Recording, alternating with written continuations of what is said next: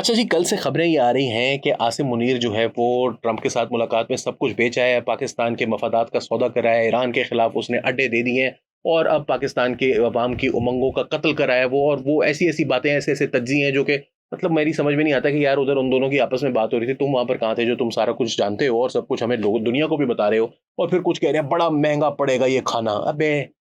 छोड़ दो, तुम किस आदमी के सपोर्टर रहे हो हमें अच्छी तरह पता है। बट द थिंग इज़ कि अब जो रिपोर्ट्स सामने आ रही हैं वो बिल्कुल उलट है। कुछ लोगों ने कहा था कि अमेरिका, मैं उसके ऊपर भी आऊँगा कि अमेरिका और चाइना के कैंप के हवाले से, लेकिन जो बात सामने आ रही है रॉयटर्स की रिपोर्ट है सईद शाह की, जिसके अंदर उन्होंने ये कहा है कि आसिम मुनीर ने, और ये वो पाकिस्तान का मौक़िफ़, सिक्योरिटी ज़राए का मौक़िफ़ नहीं बयान कर रहा, ही सेड पाकिस्तान के आर्मी चीफ ने डोनाल्ड ट्रंप को लंच के ऊपर मुलाकात के दौरान ये कहा कि ईरान को डिस्टेबलाइज करने से, जो इस खित्ते के अंदर, वो बलूचिस्तान के हवाले से और सिस्तान बलूचिस्तान के हवाले से बात कर रहे थे, इस खित्ते के अंदर जो मिलिटेंट ऑर्गेनाइजेशंस हैं वो इसका एडवांटेज लेंगी। उसने कहा है कि ये पूरे खित्ते को डिस्टेबलाइज करेगा, पाकिस्तान को डिस्टेबलाइज करेगा। और ये बात उसने डोनाल्ड ट्रंप से मीटिंग में कही। डोनाल्ड ट्रंप ने क्या कहा? डोनाल्ड ट्रंप ने ये कहा, और ये हमने सबने वीडियो के अंदर देख लिया है, ये कोई वो छुपी हुई बात नहीं बता रहा, वो कोई गुप्त, वो कोई बड़ी खबर अंदर से इन्वेस्टिगेटिव स्टोरी नहीं है, वो सामने की बात जो डोनाल्ड ट्रंप वाली है, क्योंकि उसने मीडिया से इंटरेक्शन में ये बात कही। उसने ये कहा कि मैंने आसिम मुनीर से ईरान के बारे में बात की है।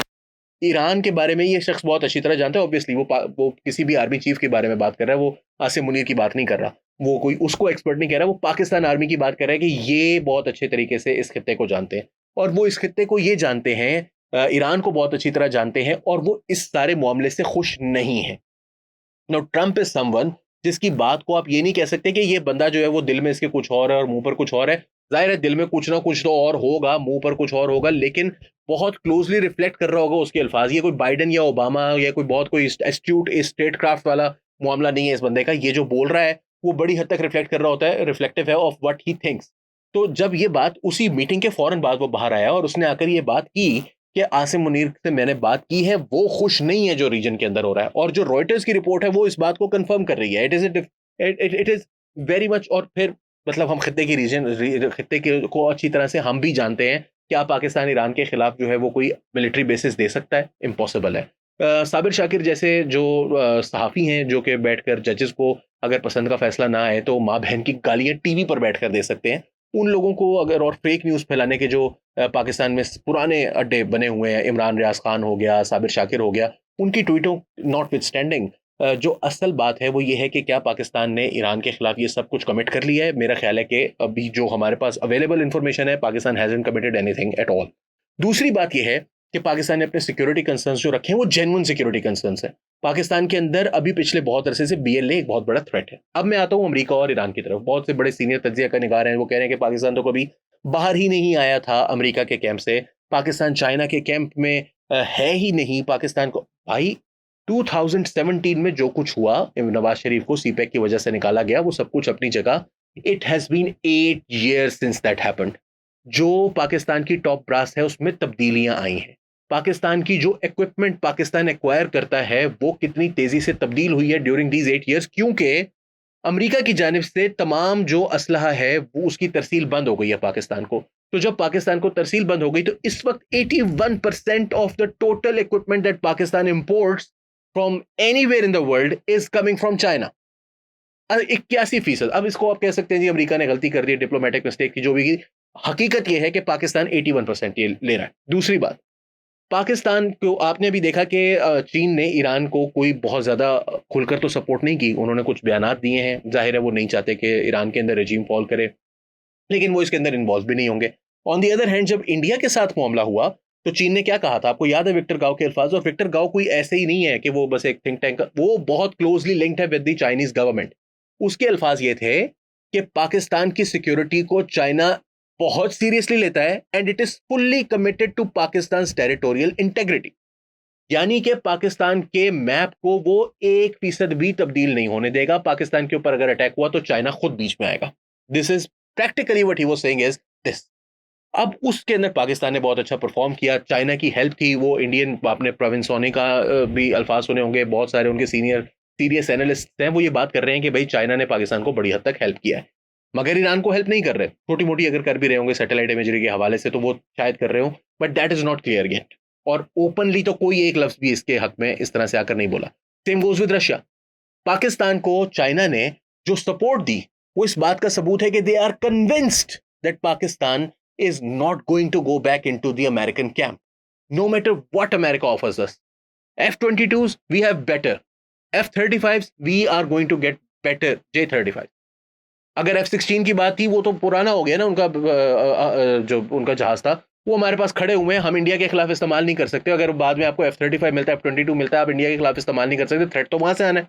अगर आपने ये मिलिटेंट्स के खिलाफ ही करना है तो मिलिटेंट्स के लिए हम J-20 से कर लेंगे, हम J-35 से कर लेंगे, हम J-10 से कर लेंगे। मैं नहीं कह रहा कि उन्होंने ऑफर्स तो है ना, मौजूद हैं टेबल के ऊपर, ये बात तो ओपनली आ चुकी है। पाकिस्तान की गवर्नमेंट इस बात को ट्वीट कर चुकी है अपने गवर्नमेंट ऑफ पाकिस्तान के अकाउंट से, जिसके अंदर उन्होंने कहा कि चाइना ने हमें J-35 ऑफर किए हैं। तो ऑल दीज थिंग्स, और साथ साथ हमें जो है वो एयर डिफेंस सिस्टम भी ऑफर किया है। So this is a very close partnership and Pakistan is not in American camp anymore.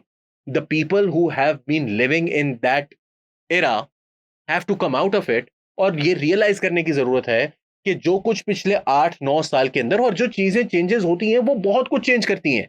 क्या आपको ये नजर नहीं आ रहा? आज अफजल रजा ने कल जो इंटरव्यू दिया है डॉन के ऊपर, जो इरना के ब्यूरो चीफ हैं, और वो ईरानी है, पाकिस्तानी उर्दू बोल सकते हैं गालिबन, इस तरह का कुछ उनका सिस्टम है, लेकिन वो इरना के ब्यूरो चीफ हैं, और वो जरा हटके के ऊपर बैठे हुए थे और उन्होंने ये अल्फाज दोहराए कि इंडिया ने हमारा साथ नहीं दिया।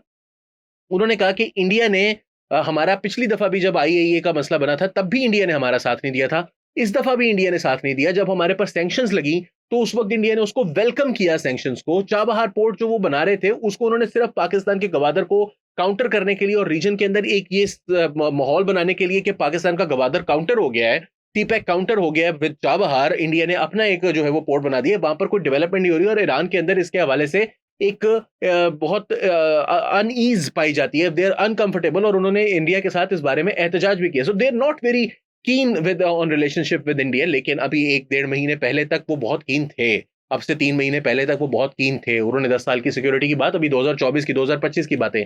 हाउएवर ही सेज कि ये जो वाकया हुआ है, ये जो इस वक्त इसराइल ने किया है ईरान के साथ, उसमें पाकिस्तान का रोल और इंडिया का रोल देखते हुए, India has not even condemned the Israeli strikes on Iran. Pakistan has helped them with UN Security Council meeting, UN General Assembly meeting. अब पाकिस्तान UN Security Council की मीटिंग बुलाने के लिए भी दोबारा से उनको हेल्प कर रहा है। So all these things combined, you can see कि पाकिस्तान और ईरान, he said कि जैसे ये खत्म होगा, if regime survives and hopefully it survives, if regime survives, there will be a reset, and reset will exclude India, at least उनको बहुत दूर करेगा खुद से, और वो पाकिस्तान चाइना के साथ अपने आप को अलाइन करेगा। बिकॉज वो एक कहते हैं ना, कुफर के बारे में भी एक अल्फाज होते हैं, मैं थियोलॉजी में घुसना नहीं चाहता, कि अगर आप हक को देख कर ना पहचाने तो कुफर है। तो ये हक को देख लिया है उन्होंने। I am under the impression that इसको वो देख चुके हैं, तो वो पहचानेंगे भी, और वो अपने मुंह से इस तरह की बातें वहां के पॉलिसी सर्कल्स में कहीं भी जा रही हैं। नाउ देयर आर रिपोर्ट्स, और खुरासान डायरी ने कल रिपोर्ट किया है कि ईरान की जो पुलिस है, सीक्रेट पुलिस है, उसने गिरफ्तार किए हैं अफगान नेशनल्स को जो कि मोसाद के लिए काम कर रहे थे, and they had been recruited by Indian embassy staff officials. और ये उन लोगों ने, जो ईरान, जो अफगान नेशनल्स वहां पर पकड़े गए हैं, उन्होंने जो अपनी इन्वेस्टिगेशन के दौरान जो रिवील किया है वो ये बात है। इस सब को देखते हुए आपको अगर लगता है कि जी अभी भी पाकिस्तान समहाउ अमेरिकन कैंप का हिस्सा है, obviously we are not going to antagonise them, this is obvious. Pakistan Iran के लिए बूट्स ऑन ग्राउंड नहीं लेकर जाएगा, पाकिस्तान एक खास हद से आगे नहीं जा सकता। मगर क्या डिप्लोमेटिक सपोर्ट देना बंद कर देगा? इम्पॉसिबल। क्या पाकिस्तान एयर बेसिस दे देगा? इम्पॉसिबल। पाकिस्तान के अंदर दो बड़े मुसीबतें खड़ी हो जाएंगी। पाकिस्तान के अंदर बलोच नेशनलिज्म का एक इशू है, वो मुसीबत बनेगा हमारे लिए। दूसरा, पाकिस्तान के अंदर शियास मौजूद हैं बहुत बड़ी तादाद में, जो कि अपने, मतलब जाहिर सी बात है, अगर हिजाज पर हमला हो रहा हो या करबला पर हमला हो रहा हो या इमाम अली रजा के रोजे पर हमला हो रहा हो, तो हमारे भी दिल उसी तरह से दुखेंगे जिस तरह से किसी भी अहले तशय्युर के दिल दुखेंगे। ये सब कुछ देखते हुए आपको समझने की जरूरत है कि this is not just about, और ये कोई जनरल बाजवा नहीं है जो कहेगा कि मेरी एक्सटेंशन दे दे, मैं कश्मीर को फॉरगो करने के लिए तैयार हूं। This is a different general, and this is a different time, and this is a different conflict. ये सब कुछ देखते हुए I don't see any reason why Pakistan would side with the Americans. हाँ, डेसिमेट कर देते हैं ईरान को, रजीम फॉल कर जाती है, सारी जो रेडिएशंस हैं वो यूरेनियम एनरिचमेंट है उसको खत्म कर देते हैं, सीज फायर हो जाता है, और उस वक्त तक ईरान की ऐसी तैसी फिर होती है। जाहिर है Pakistan will have to reconsider, Pakistan will have to review लेकिन जब तक ये हुआ नहीं है, Pakistan is not going to go कि हाँ ठीक है कर दो regime change. Pakistan is not going to encourage the Americans because this regime collapse or regime change is not just an Iranian problem, it is a Pakistani problem as well. तो ये था हमारा आज का प्रोग्राम. अगर आपको समझ में आती है बात तो जरूर कमेंट्स में बताएं, नहीं समझ में आती तो भी कमेंट्स में बताएं, गालियां ना दें, बदतमीजी होती है. अली वारसी को नियाज़ और के प्लेटफॉर्म से इजाजत दीजिए. आदाब.